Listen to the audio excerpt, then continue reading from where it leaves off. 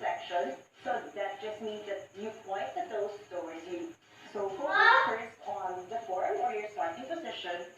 Keep the knees straight. And movement will be pointing the toes towards you.